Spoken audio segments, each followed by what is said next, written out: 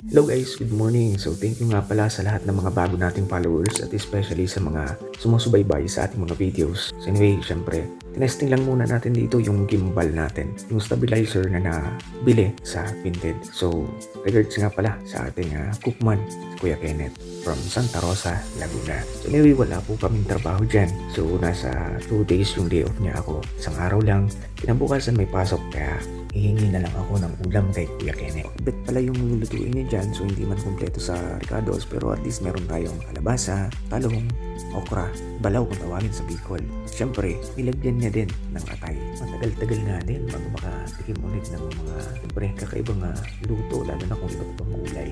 Kaya thank you so much Kuya Kenneth sa pasiglab mong panlasa. Every time na bumibili kami, yan, magkakasama kami, bumibili kami ng kanya-kanya. So pagdating sa bahay, kung ano yung matripan na ulam, yun ang hati-hatiin namin, mag-share kami sa mga nabili naming ulam. Kaya sobrang sarap sa pakiramdam pag may kasama kang kumakain. So mas maganda pa rin biliin na syempre may kasama ka para ganado sa pagkain, lalo na ganito yung ulam. Pakbet ay sus Ginoo, perting kasi Ramnoy. Tinanong niya nga pala ako dyan kung pwede na daw siyang magtayo ng karinderya. Pero siyempre, yes na yes. Tignan mo naman, umuusok-usok pa. Kasarap naman talaga. Pero titikman natin yan.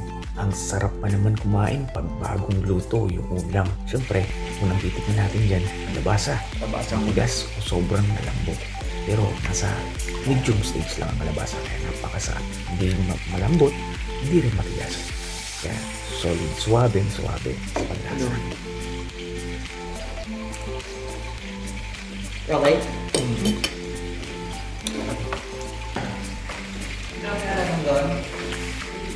Huwag mo na din kalimutan magbagas, lalo na kung content creator ka. Para nang sa ganun, namamonetize tayo ni Meta. Nakikita sa atin yung mga activity na ginagawa natin sa araw-araw. Baka makahingi din tayo ng konting suporta sa iba. Pakishare na din habang tayo kumakain. At the same time, tatato si paring Nico kay paring Johnny. And sa lahat ng lokal na nandito sa Czech Republic na malapit lang sa Moravsky Krumlov, message nyo lang ako at i-recommend ko sa inyo ang artist namin.